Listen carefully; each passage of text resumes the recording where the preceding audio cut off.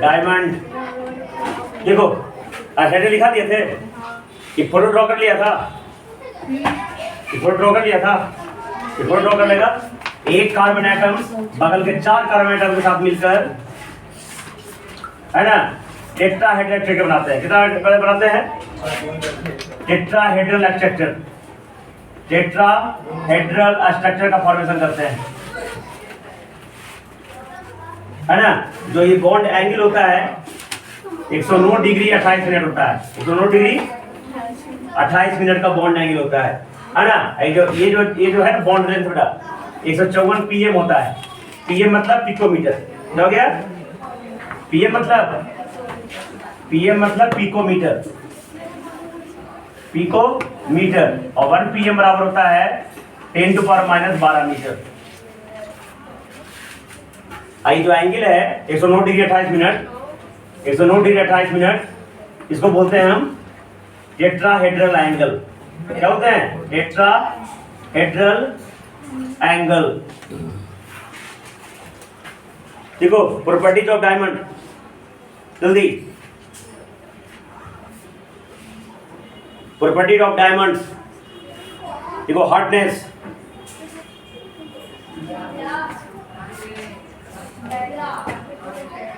देखो due to 3 dimensional network structure, due to 3 dimensional network structure, due to 3 dimensional network structure of diamond, due to 3 dimensional network structure of diamond, it is the hardest substance, it is the hardest substance,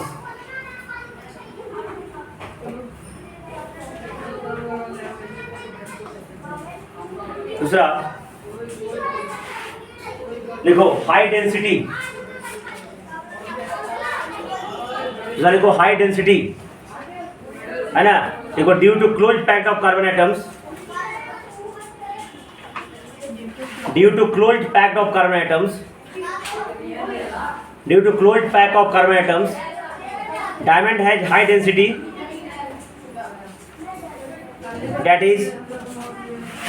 that is 3.51 gram per centimetre cube, यानी पानी से 3.5 गुना भारी है। पानी से 3.5 times पानी का जो डेंसिटी होता है वो 1 ग्राम पर सेंटीमीटर क्यूब होता है। इसका डेंसिटी होता है 3.151, मैंने दूसरे ऑर्गेनिक सब्सटेंस के अपेक्षा ये क्या होता है? ज़्यादा डेंसिटी इसका होता है ना। ऐसा तो मेटल का हाई डेंसिटी होता है ना, लेकिन कार्बन एक नॉन मेटल है, कार्बन एक, तो नॉन मेटल में भी इसका डेंसिटी तो होता उसके अपेक्षा ज़्यादा होता है। हाँ लिखो इलेक्ट्रिकल, अति लिखो diamond is bad conductor of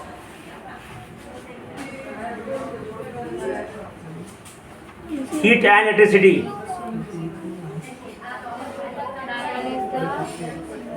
नहीं diamond is a bad conductor of electricity,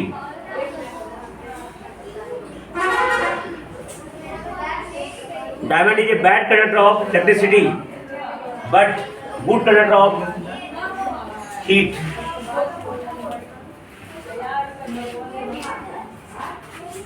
but good conductor of heat। ध्यान सुनो क्या लिखा है इसमें कि देखो डायमंड जो होता है बैड कंडक्टर ऑफ इलेक्ट्रिसिटी है, लेकिन highest thermal conductivity of any known substance, जितना भी सब्सटेंस जानते हो उसमें सबसे ज्यादा थर्मल कंडक्टिविटी माने हीट का जो कंडक्शन होता है डायमंड से होता है, कॉपर से 5 गुना ज्यादा थर्मल कंडक्टिविटी। समझ रहे हो? जैसे कॉपर का इतना लंबा रड है, तो एक रड आग में डाल दिया है ना, तो गर्म तो वो एंड होगा, लेकिन इसको ई एंड भी छुओगे ना तो गर्म हो जाएगा। क्या हो जाएगा? इसे कहते हैं थर्मल कंडक्टिविटी। गर्म एक एंड को कर रहे हैं अपने आप, दूसरा एंड को गर्म हो रहा है, इसे कहते हैं थर्मल कंडक्टिविटी। तो डायमंड में थर्मल कंडक्टिविटी होता है ना, और कॉपर से 5 गुना ज्यादा होता है, लेकिन इलेक्ट्रिसिटी प्रोवाइड नहीं होता है। मैं डायमंड के एक सिरा में अगर तार करंट वाला दे दो, दूसरा हिस्सा में करंट नहीं जाएगा। लेकिन ग्रेफाइट में उल्टा होता है, ग्रेफाइट में इलेक्ट्रिसिटी कंडक्ट करती है, लेकिन थर्मल कंडक्टिविटी उसमें नहीं होता है। समझ में आया? तो लिखा diamond is a bad conductor of electricity but good conductor of heat, है ना। और ये इट है हाई थर्मल कंडक्टिविटी, लिख दो it has high thermal conductivity, bracket में 5 टाइम्स ऑफ कॉपर, कॉपर से के 5 गुना ज्यादा कंडक्टिविटी होता है इसमें।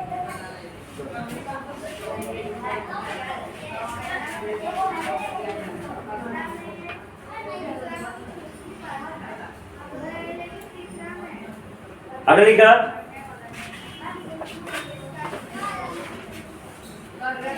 Due to high refractive index, है ना, हाई रिफ्रैक्टिव इंडेक्स 2.52, लाइट में पढ़ाए होंगे हम। रिफ्रैक्टिव इंडेक्स क्या किसको कहते हैं? n बराबर c बटा v, बताए थे ना, है। इसके रेशियो को रिफ्रैक्टिव इंडेक्स कहा जाता है, इसको n या म्यू से डिनोट किया जाता है ना। जहाँ c क्या है? Velocity of light in vacuum and v है velocity of light in medium. माने शीशा में ऐसे डायमंड में लाइट का वेलोसिटी और ये वैक्यूम में लाइट का वेलोसिटी का रेशियो सबसे ज्यादा होता है ना। सबसे ज्यादा होने का मतलब उसमें लाइट का जो स्पीड होगा सबसे कम होगा, ये कम होगा तो सबसे ज्यादा होगा ना। अरे ये भी कम होगा सबसे ज्यादा ही होगा। तो डायमंड का जो वेलोसिटी होता है, डायमंड का जो रिफ्रैक्टिव इंडेक्स होता है सबसे ज्यादा होता है। इसके कारण ये ट्रांसपेरेंट मटेरियल होता है and lustre it have high lustre, चमकता बहुत ज्यादा है, इसलिए इसका इस्तेमाल ज्वेलरी में किया जाता है। क्या था ना, बहुत सारी ज्वेलरी डायमंड का बनाया जाता है, क्यों? इसी कारण हाई रिफ्रैक्टिव इंडेक्स होने के कारण, है ना। ठीक लोग, due to high refractive index, due to high refractive index इसका क्रिटिकल एंगल, बेटा क्रिटिकल एंगल का फार्मूला शायद उस दिन पढ़ाए हो तो नहीं लिखाए होंगे, किसी पढ़ाए तो नहीं लिखाए होंगे ना। तो लिख लो साइन सी बराबर 1 में म्यू, लिख लो इस साइड फार्मूला। अब फिक्स वाला को भी उतार लेना, साइन सी बराबर बटा, परीक्षा में शायद ना पूछेगा लेकिन तुम लोग जानकारी रख लो, साइन सी बराबर बटा म्यू, जहां सी क्या है? क्रिटिकल एंगल है। कौन एंगल है? क्रिटिकल एंगल, है ना। अब म्यू क्या है? रिफ्रैक्टिव इंडेक्स, म्यू या एन से डिनोट करते हैं, म्यू और एन ऐसा डिनोट करते हैं, उसको रिफ्रैक्टिव इंडेक्स होते हैं, है ना। आप देखो थोड़ा सा इसके बारे में विशेष रूप बता देते हैं, ताकि उधर पढ़ाए थे लाइट तो नहीं पढ़ाए होंगे। अब देखो इधर ये क्रिटिकल एंगल क्या चीज है ना। क्रिटिकल एंगल के बारे में थोड़ा सा समझ लो। देखो कृति तुमको बताया होंगे कि जब लाइट डेंसर मीडियम से रेयर मीडियम जाता है, 2 फॉर्मूला बताया था ना कि लाइट, ये सब प्रैक्टिस करना तो नहीं आएगा बेटा, ठीक है ना। ये सेपरेशन ऑफ 2 मीडियम हुआ, माने इधर अलग मीडियम इधर अलग मीडियम, इसको ये बाउंड्री हो गया। इधर माने रेयर मीडियम है और ये रेयर मीडियम है और ये डेंसर मीडियम है, ठीक है। तो अगर सीधा सीधा जाएगा तो कोई डेविएशन नहीं होगा, जिस तरीका से आ रहा है जिस तरीका से चला जाएगा। लेकिन एंगल पे जब ये इंसिडेंट होगा, जब ये एंगल पे इंसिडेंट हो रहा है, ध्यान देना, ये रेयर है और ये डेंसर है, तो ये इस पे एक इमेजिनरी लाइन ड्रॉ करते हैं, इसे क्या कहते हैं? नॉर्मल। क्या कहते हैं? नॉर्मल। एक बात को समझना, तो ये जाना चाहिए था, इसको ऐसे जाना चाहिए था, लेकिन ऐसे रह जाके नॉर्मल की तरफ आ जाता है, नॉर्मल की बेंड में झुक जाना टुवर्ड्स द नॉर्मल। आइए हो जाएगा रिफ्रैक्टिव इंडेक्स, ये भी आगे जाएगा। देखो काजल कुमारी, तो जब ये हो गया रेयर मीडियम और ये डेंसर मीडियम, तो रेयर मीडियम और डेंसर मीडियम जब लाइट रे गिरता है ना, तो ये नॉर्मल की तरफ आ जाता है, ठीक है। और ये यहाँ से यहाँ जो डिस्प्लेसमेंट हुआ इसको लैटरल डिस्प्लेसमेंट जो डी कहेंगे। दूसरा केस क्या होगा, जब पहले से ये डेंसर मीडियम में है, पहले से क्या है? डेंसर मीडियम में है और बाद में जा रहा है रेयर मीडियम से, माने ये ग्लास है और ये एयर है ना। इसको उल्टा मान लो, एयर मान लो और ग्लास मान लो, है ना। ग्लास में डेंसिटी ऑफ पार्टिकल नजदीक नजदीक होता है तो डेंसर मीडियम हो गया, एयर में density of particle gaseous medium है तो पार्टिकल दूर दूर होता है तो रेयर मीडियम हो गया। तो जब पार्टिकल, ये फिजिक्स भी बता रहे हैं, फिजिक्स में पढ़ने का है, थोड़ा सा हम बताते जब ये बात आ गई तो कहीं दिन छोड़ दिए थे, नहीं पढ़ाए होंगे। तो ध्यान से सुनना, जब डेंसर मीडियम से रेयर मीडियम जाएगा तो लाइट अगर पड़ा, ठीक है, तो यहाँ से नॉर्मल ड्रॉ करेंगे, ऐसा कोई लाइन नहीं होता, इमेजिनरी लाइन ड्रॉ करने बेटा। तो ये जाना चाहिए था ऐसे, तो नॉर्मल से दूर भाग जाएगा, ऐसे भाग जाएगा। तो दिक्कत समझ में, या तो समझ में आ गया, ये पहले पढ़ा चुके हैं। जब रेयर से डेंसर में जाएगा तो नॉर्मल की तरफ आ जाएगा, लेकिन जब डेंसर से रेयर में जाएगा तो नॉर्मल से दूर भाग जाएगा। तो ऐसे अगर आएगा तो और दूर भागेगा, ऐसे आएगा तो ऐसे और भागेगा। तो कोई ना कोई एक एंगल ऐसा होगा बेटा, ध्यान से समझना मेरी बात, है ना। कोई ना कोई एक ऐसा इंसिडेंट एंगल होगा जिसके लिए ये पूरा लाइन पर सीधा हो जाएगा, और सीधा हो जाएगा तो ये तुम्हारा नॉर्मल और ये तुम्हारा रिफ्रैक्टेड रे। तो नॉर्मल और रिफ्रैक्टेड रे के बीच क्या एंगल बोलते हैं? Refracted angle. तो रिफ्रैक्टेड एंगल कितना डिग्री हो गया? तो जिस इंसिडेंट एंगल के लिए, समझना इसको, जिस इंसिडेंट एंगल के लिए रिफ्रैक्टेड एंगल का मान 90 डिग्री हो जाता है, तो इस इंसिडेंट एंगल को क्रिटिकल एंगल कहते हैं। समझ गया? फिर से रिपीट कर रहा हूं, जब लाइट रे डेंसर मीडियम से रेयर मीडियम में जाता है, रेयर से डेंसर में नहीं, जब लाइट रे डेंसर मीडियम से रेयर में जाता है, तो ऐसा इंसिडेंट जिसके लिए रिफ्रैक्टेड एंगल का मान 90 डिग्री हो जाए, तो इस इंसिडेंट एंगल को हम क्रिटिकल एंगल कहते हैं। क्या कहते हैं? क्रिटिकल एंगल कहते हैं। अब क्रिटिकल एंगल का फॉर्मूला क्या है? sin c बराबर 1 म्यू या n। तो डायमीटर का क्रिटिकल एंगल कितना होगा बेटा? sin c बराबर 1 में 2.52। कितना हो गया बेटा? 2.52। तो सोल्व करोगे ना, तो देखो 1/2.52 भाग दो, कितना आता है? भागा दो, शायद आएगा 0.41, है ना? तो c का जो वैल्यू आएगा बेटा 24.2 डिग्री आएगा। 24.2 डिग्री ये c का वैल्यू आएगा क्रिटिकल एंगल। कितना आता है ना? 1/2.42 से भागा लगाओगे तो 0.41 के पास आएगा। 0.4 लिखो ना, अंदाजे लिखा, सही लिखा। हाँ 2.42 होता है। हाँ 2.42 से भागा लगा 0.41 के आसपास आएगा। डायमीटर रिफ्रैक्टेड 2.42 होता है। तो sin c बराबर 2.42 तो 0.4 बनाएगा, तो sin 24.2 डिग्री का मान ये इतना आएगा। तो क्रिटिकल एंगल फॉर डायमीटर कितना हो गया? 24.2 डिग्री। मतलब अगर 24.2 डिग्री पे अगर ये इंसिडेंट करेगा तो ये 90 डिग्री हो जाएगा। जब कितना बढ़ेगा? अब 25 डिग्री पे इंसिडेंट करेगा तो वापस ऐसे आएगा, और आगे एंगल से करेगा तो और ऐसे आएगा, और जितना आगे एंगल से जाएगा सब वापस ऐसे आएगा। तो ये रिफ्लेक्शन वाला प्रोसेस हो गया। कौन बैक हो रहा है बेटा? इसके लिए आप कहते हैं टोटल इंटरनल रिफ्लेक्शन। क्या कहते हैं? और इसी कारण वो चमकता है। कौन चमकता है? डायमंड। इसलिए इसका ज्वेलरी में इस्तेमाल। तो लिख लो यहाँ से, रफ को में लिख लो, फिक्स में उतार देना। ठीक है? तो क्रिटिकल एंगल जो रफ को भी लिख लो, फिक्स वाला में उतार देना, मुझे छूट गया था बढ़ाने से। क्रिटिकल एंगल देखो, वेन लाइट रेज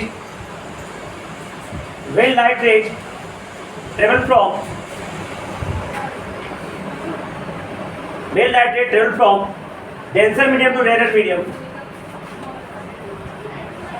सबका न्यूमेरिकल्स कराना बाकी है, सबका न्यूमेरिकल्स करवाएंगे। एक एक न्यूमेरिकल से पकड़ आना चाहिए बेटा।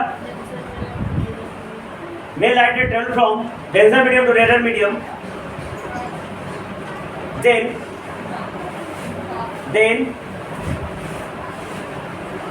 the incident angle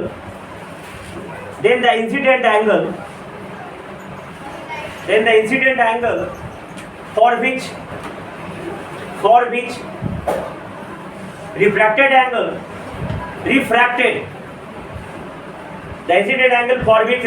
angle becomes to 90 degree, then this incident angle is called critical angle। Is called critical angle। It is denoted by c, है ना? अब मैथमेटिकली लिखो sin c बराबर 1/μ। मैथमेटिकली sin c बराबर 1/μ। मैथमेटिकली sin c बराबर 1/μ, where c is critical angle, mu is the refractive index। और refractive index का formula बताइए क्या याद है ना? म्यू या n से डिनोट करते हैं उसे। ये फार्मूला था c/v का, साइड में लिखना तो लिख लो। या रिफ्रैक्टिव इंडेक्स का फार्मूला परीक्षा में एग्जाम में आ जाएगा। रिफ्रैक्टिव इंडेक्स का फार्मूला c/v, या रिफ्रैक्टिव को म्यू या n से डिनोट करते हैं, ये फिक्स में आएगा। c क्या है? Velocity of light in vacuum. दिखा दिया ना? c क्या है? वेलोसिटी ऑफ लाइट इन, जो होता है कितना? 3 × 10⁸ मीटर पर सेकंड होता है। ठीक है? वैक्यूम में लाइट का स्पीड, ये एग्जाम में आएगा, नाम गारंटीड। पूछ देगा speed of light in vacuum क्या है, तो नाम डायरेक्टली में टिक मार देना, 3 × 10⁸ मीटर पर सेकंड। और ये भी क्या है? Velocity of light in medium. इसका बहुत सारा फार्मूला होता है। ये तो c/b हो गया बेटा, और sin i/sin r भी होता है। sin i/sin r भी फार्मूला होता है। sin क्या है? एक ट्रिगोनोमेट्रिकल रेशियो है, इसके बारे में पढ़ा चुका हूं। आई क्या है? इंसिडेंट एंगल है। आर क्या है? रिफ्रैक्टेड एंगल है ना? ये तुम्हारा फार्मूला होता है। और ये जो रिफ्रैक्टिव इंडेक्स है इसको कहते हैं एब्सोल्यूट रिफ्रैक्टिव इंडेक्स। लेकिन एक इंडेक्स के एक मीडियम के अपेक्षा दूसरे मीडियम में जो दोनों का बना जाता है रेशियो में, उसे कहेंगे रिलेटिव रिफ्रैक्टिव। दो चीजें होती है, ठीक है? तो उम्मीद समझ में आ गया। अब लिखो total internal reflection. Total internal reflection, total internal reflection. देखो, when the light incident on any surface, when the light is incident on any surface beyond the critical angle, beyond B-E-Y-O-N-D, beyond माने आगे, critical is when the light rays incident on any surface, when the light rays incident on any surface beyond the critical angle, then these light rays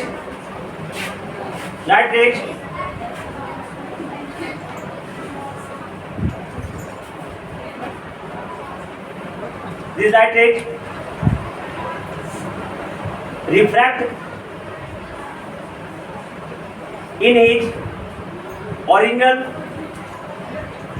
direction, that is look bounce back,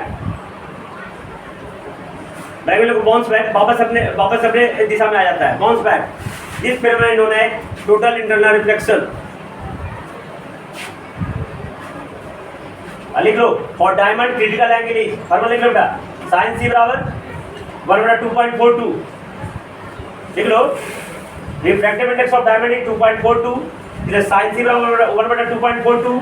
तो sin value put करोगे तो 0.4 बना जाएगा, sin c 0.41, तो c का मान आ जाएगा 24.2 degree. Sign 24.2 degree का मान जो होता है वो 0.4 बनाता है। तो क्रिटिकल एंगल फॉर डायमंड लिख देना, स्टार मार करके, critical angle for diamond is 24.2 degree. अब पिछले क्लास में पढ़ाया होगा, डिग्री का कोई छोटा रूप भी है, 1 डिग्री का 60 मिनट होता है, याद है? तुम लोग क्लास में था, सप्लीमेंट्री या कम्प्लीमेंट्री निकालने के लिए बताया था, नहीं कैसे था? हाँ जी, यार देखो, पिछला क्लास में यही पढ़ाया था, कम्प्लीमेंट्री एंगल बताया था, 1 डिग्री बराबर 60 मिनट। क्या रे, उन्होंने कहा हमको याद रहता है कब क्या पढ़ा, कब क्या नहीं पढ़ा। 180 से घटाने के लिए बोला था, 90 से घटाने के लिए बोला था, क्वेश्चन भी दिया था।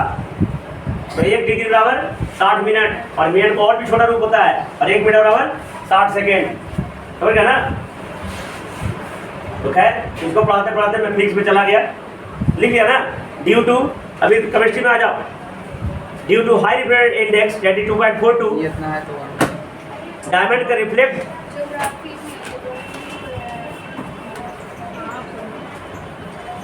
diamond can reflect the refractive light, diamond can reflect the refractive light, so diamond are transparent substances, diamond are transparent substances and it possesses luster। 10 बार बोल दिया बेटा, जल्दी लिखो, due to high refractive index, bracket में लिखो 2.42, diamond can reflect the refractive light, diamond can reflect the refractive light,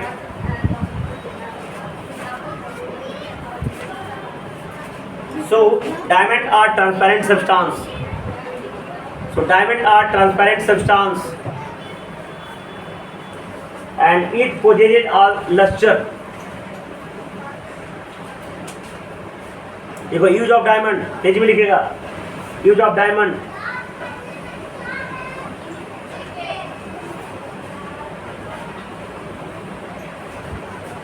use of diamond देखो, due to hardness, due to hardness of diamond, due to hardness of diamond, due to hardness of diamond, diamond is used for cutting glass। Due to hardness of diamond, diamond are used for cutting glass।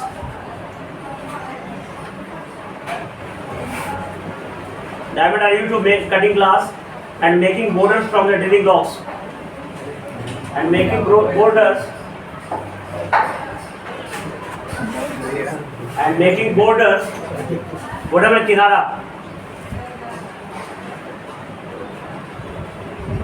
and making borders,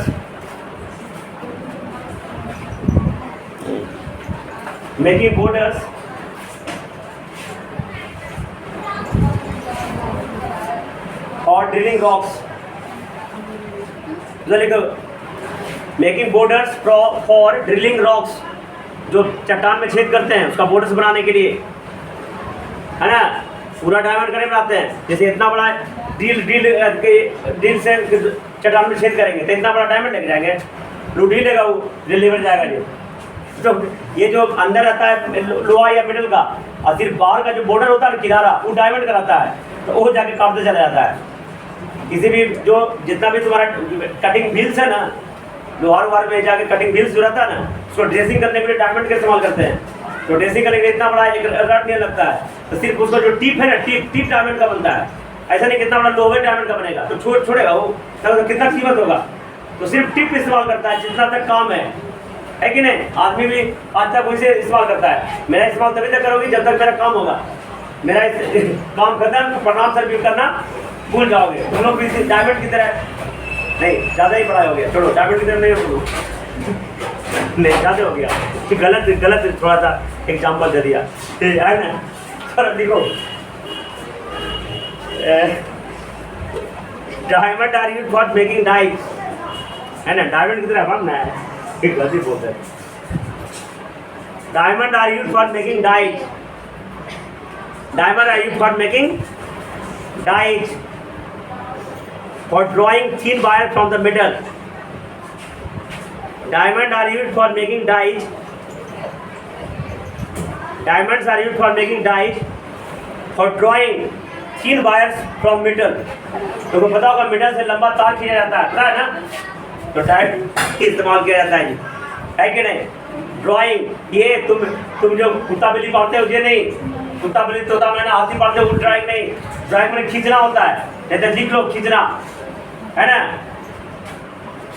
diamonds are used for making dies, DIES dies, देखो यार DIES dies लिखना है, DYES मत लिखना, die का रंग हो जाता है DYES मतलब, जो कि तू कितना लोग डाइज करता है बाल में अलग अलग रंग से रंगता है ना, ये DI सांचा होता है एक तरह के, है ना, सांचा में डालने के लिए डालकर उसका इस्तेमाल किया जाता है।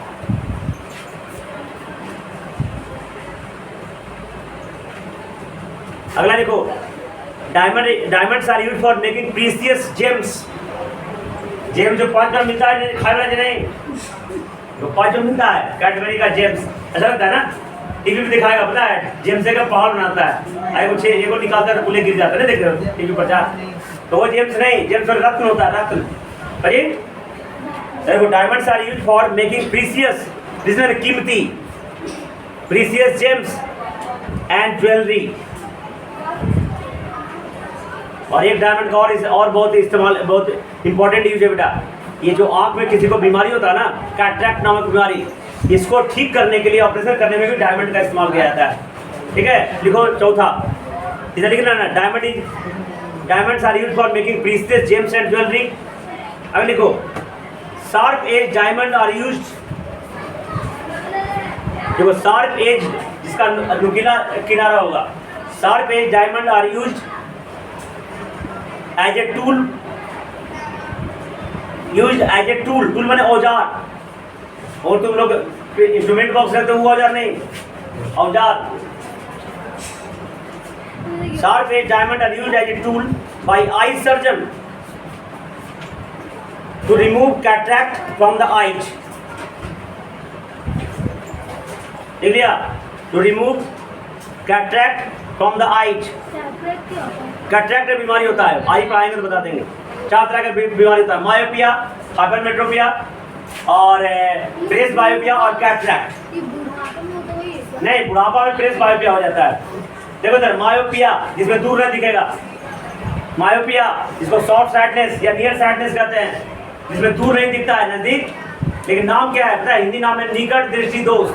निकट देखने में दिक्कत, लेकिन निकट ही दिखता है ना, निकट ही दिखता है, दूर नहीं दिखता है। ठीक है, तो सामने होगा ऐसा, है ना, तो माइपिया हो है कि नहीं, जो निकट दिखता है लेकिन दूर नहीं दिखता, उसे कहते हैं मायोपिया। उसके लिए चश्मा जो है कॉनकेव लेंस का चश्मा, ध्यान सुनो, परीक्षा में आ जाएगा, तुम लोग को दोनों कंफर्म आएगा। जब मायोपिया जब हो जाएगा, है ना, जिसको नियर साइटनेस या शॉर्ट साइटनेस कहते हैं, है ना, नियर साइटनेस या शॉर्ट साइटनेस भी कहते हैं, इसको ठीक करने के लिए कॉनकेव लेंस का चश्मा, है ना, चश्मा देखो कैसा होता है, तो इसका इस्तेमाल करना पड़ता है, ठीक है। कॉनकेव लेंस, कौन लेंस का, मैंने इसको पूछो पावर माइनस में होगा, क्या होगा, जैसे पूछते ना पावर कितना है माइनस में, समझ रहा, उसको मायोपिया है, क्या है, कहीं कॉनकेव लेंस का जो पावर होगा, पावर फोकल लेंस सब माइनस में होता है। आगे पढ़ाएंगे, P बराबर 1/8 होता है, P बराबर 1/8, या P हो गया पावर ऑफ लेंस, 1 हो गया, ये 1 एक नंबर है, और 1 हो गया तुम्हारा फोकल लेंस, क्या हो गया, और एक होता है हाइपरमेट्रोपिया, जिसमें जिसको नजदीक नहीं दिखता है, ऐसा आदमी जब नहीं कोई है कि नहीं, जिसको नजदीक नहीं दिखता है लेकिन दूर दिखता है उसको बढ़िया से, है ना, इसे कहते हैं हाइपरमेट्रोपिया। उसके ठीक करने के लिए कॉनकेव लेंस, कॉन्वेक्स लेंस का चश्मा का इस्तेमाल करते हैं। क्या चश्मा का करते हैं, कॉन्वेक्स लेंस का चश्मा का इस्तेमाल करते हैं। और एक बुढ़ापा, है ना, चाहे तो बूढ़ा या तो बूढ़ी, तो दोनों को दोनों जब बुढ़ा हो जाएगा ना, तो उसका देखना सब जो मसल्स है, ये तो कितना भी गुलफुल है ना, है कि नहीं, सब अपने जगह पे अच्छा चेहरा लगता है ना, लेकिन जैसे बुढ़ा बुढ़ी हो जाएगा तो पता है सब झूठी आ जाएगा, और लगता है लटक रहा, गिरेगा नहीं लेकिन लटका रहेगा, ठीक है। तो ये जो क्या होता है, शरीर मसल्स को बढ़िया से पकड़ नहीं पाता है, कौन, आई लेंस को शरीर मसल्स पकड़ नहीं पाता है, तो वो आदमी न तो नजदीक देखता है बढ़िया से, न तो दूर देखता है बढ़िया से, ये समझ आया, उसको दोनों तरह की बीमारी हो जाता है। इसे कहते हैं प्रेस बायोपिया, क्या कहते हैं, प्रेस बायोपिया। इसको ठीक करने के लिए बायोफोकल लेंस का चश्मा का प्रयोग किया जाता है। और एक होता है कैटरैक्ट, जिसकी चर्चा कर रहा था, आज हम कमेस्ट्री फिजिक्स भी पढ़ा रहे हैं हर टॉपिक में, तो कमेस्ट्री फिजिक्स आर इंटररिलेटेड, है कि नहीं। तो कैटरैक्ट क्या होता है कि हमारा यहाँ दिख रहा है, आँख, ये आँख वाला जो अगला पार्ट है कॉर्निया है, मुझे है सब पढ़ाएंगे हम, तो नहीं भी जान लो। अगला पार्ट क्या है, उजला वाला पार्ट जो आगे की ओर उभरा हुआ है, बल्जिंग आउटसाइड, कॉन्वेक्स शेप में है ना, इसे कहते हैं कॉर्निया। कॉर्निया नहीं, कोढ़नी किसे कहते हैं, जो काम नहीं करता उसको कोढ़नी कहते हैं कि नहीं। तो थोड़ा सा वर्ड चेंज करने में अंदर चल जाता है, कॉर्निया है। अब कॉर्निया के अंदर देखो एक आँख का बड़ा गोला नहीं नजर आ रहा होगा, है ना, गुड़िस नहीं है ना, कटिया होता है, आइरिस क्या होता है, आइरिस है ना, तुम इरिस भी पढ़ते हो, है ना, लेकिन उड़ीस मत पढ़ लेना, है कि नहीं, आइरिस है ना, ये सर्कुलर प्लेट हो गया, इसके अंदर एक और गोला होगा, देखो दूसरा का क्या में तुम देखो, एक गोला के अंदर एक और गोला होगा, ये पूरी तरह करिया होगा, क्या होगा, करिया समझते हो, कोयला, देखो कोयला, ये पूरी तरह ब्लैक एंड पार्ट होता है ना। तो ये होता है, इसका नाम है पुपिल, क्या हो गया, पुपिल, शीश वाला नहीं, पुपिल है ना। अभी कॉर्निया से लाइट गया, अब बीच में एक लिक्विड होता है, लिक्विड को कहते हैं एक्वस ह्यूमर, क्या कहते हैं, अब वो पता नहीं कौन नाम दिया, लेकिन तुम जानो एक्वस ह्यूमर, तुम कुछ और भी पढ़ सकते हो, लेकिन हम उसको पढ़ेंगे एक्वस ह्यूमर, जहाँ के कॉर्निया और ये आई लेंस के बीच में एक खाली स्थान होता है, उसमें एक्वस ह्यूमर बना रहता है। और ही एक्वस ह्यूमर आपस में रिएक्शन करके जब तुम रोओगे ना, कभी ना कभी तो रोगे करोगे, हम गारंटी है रोना है तुमको, तो जब रोगे ना, रोना है ना, रोना ही है, आज रो चाहे 10 दिन के बाद रो, लेकिन रोना ही है। तो जब रोगे तो पता है आंसू निकलता है, क्या निकलता है, आँख से आंसू निकलता है ना। तो ये जो आंसू है रिएक्शंस करके इसी से आंसू निकलता है, और आँख में इतना बड़ा समुद्र है कि कितना रोते रहोगे आंसू निकलते रहेगा, सोचो कितना खत्म नहीं होता आंसू, है कि नहीं। तो ये, और अब आई लेंस, अब बीच में एक और खोखला है, खोल है, इसके बाद आता है रेटिना, क्या आता है, एंटीना नहीं, रेटिना, क्या हो गया, अब रेटिना है कि नहीं। अब ये सुनो, ये लाइट यहाँ से क्या रिफ्रैक्ट होकर रेटिना में मिलता है, और मिलता है तो रेटिना पे इमेज बनता है, क्या बनता है, इमेज। अब किसका इमेज बनेगा, ऐसा नहीं कि हम जिसको देख रहे हैं वो इमेज बन जाएगा, हम इसको देख रहे हैं तो ये इमेज बनेगा, वाला क्या में मैंने जो ऑब्जेक्ट देख रहे हैं ना उसी का इमेज पर रेटिना में बनेगा, तो रेटिना में इमेज बन गया। और ये आई लेंस और रेटिना के बीच में भी खाली स्थान होता है, उसमें भरा आता है एक लिक्विड, उसका नाम है वाइट्रस ह्यूमर, क्या नाम है, समझना है ना। आई सबसे ट्रांसपेरेंट होता है, लाइट आर पर करा जाता है, अब ये रेटिना पे दो सेल्स होता है, वो रॉड एंड कोन्स। ध्यान सुनो, आगे पढ़ा दिया मैंने, दिखा दूंगा बाद में, है ना। उससे रेटिना में क्या होता है, दो को लाइट सेंसिटिव सेल्स होता है, तो इमेज बना ना, उसको कैप्चर करने के लिए तो नाम है रॉड एंड कोन्स। क्या नाम है? अब ये रॉड एंड कोन्स इस इमेज को इंटरप्रेट ऐसी करता है, सिग्नल में चेंज करता है, और सिग्नल में चेंज करता है। यहाँ से एक नर्व होता है, उसको ऑप्टिक नर्व कहते हैं। क्या कहते हैं? तो रेटिना और ऑप्टिक नर्व इससे जुड़ा रहता है। इस जंक्शन को कहते हैं ब्लाइंड स्पॉट। रेटिना और ऑप्टिक नर्व जहाँ मिलेगा, उस जंक्शन जहाँ मिल रहा है ना, उसका नाम है ब्लाइंड स्पॉट। अगर वहाँ इमेज बन गया तो तुमको नहीं दिखेगा। ब्लाइंड में अंधा होता है ना, माने वहाँ पे इमेज अगर बन गया तो इमेज नहीं दिखेगा। तो ये ऑप्टिक नर्व पहुँच जाता है ब्रेन के पास, है ना। अब ब्रेन जो है इस इमेज को इंटरप्रेट करता है, जांचता है, पड़तालता है, पहचानता है, तब पता चलता है ओ नंदिनी थी, ऐसा करता है। अब इसमें एक और खास बात है, पता है क्या? देखो ये रेटिना पे उल्टा इमेज बनता है। कैसा बनता है? रियल एंड इन्वर्टेड इमेज बनता है। लेकिन एक और भगवान दिए हैं, ब्रेन में उल्टे देखता है, इसलिए उल्टा अपने उल्टा क्या हो जाता है, इसलिए तुमको सीधा नजर आ रहा है कि सीधा बैठे रहिए। तो ये रेटिना पे उल्टा इमेज बनता है, ठीक है। जो कहो गया रॉड एंड कोन्स। कोन्स देखेगा ब्राइट लाइट के लिए। कोन्स किसमें रिस्पॉन्सिबल होता है? Bright light and colourful light के लिए। और क्या बताया? रॉड ना, रॉड होता है डीम लाइट के लिए। इसलिए हम लोग को जब अंधेरा हो जाता है तो हम लोग को दिखता नहीं ना है, काहे कि हम लोग पे रॉड की संख्या ज्यादा, कोन्स की संख्या। लेकिन एक जानवर और भगवान पैदा किए हैं, उसका नाम है उल्लू। कोई नाम है? आदमी होता है, कहता है उल्लुआ, है ना, जिसको कम नूर होता है उसको उल्लू कहा जाता है, पता है कि नहीं। लेकिन आदमी वाला उल्लू नहीं, जो रियल उल्लू होता है ना, उसमें कोन्स की संख्या ज्यादा होता है, इसलिए वो रात में भी देख सकता है और इजीली देख सकता है, इजीली चल सकता है, इजीली ये कर सकता है। हम लोग में अगर कोन्स देते तो कितना बढ़िया होता है ना, लेकिन हम लोग में ऐसा नहीं दिए हैं, तो हम लोग खैर उसका तोड़ निकाल लिए। क्या निकाल लिए हैं? और हम लोग हर जगह बॉल, लाइट, पंखा, गाड़ी में भी बॉल लगा लिए कि रात में भी अगर जाना हो तो चले जाते हैं कहीं भी, कोई दिक्कत नहीं है। पढ़ना है तो कोई दिक्कत नहीं है, बल्ब लगा देते हैं, पढ़ लेते हैं। लाइटें हर जगह कर लिए है। तो ये देखो ग्रेफाइट है, तो कल बताएंगे।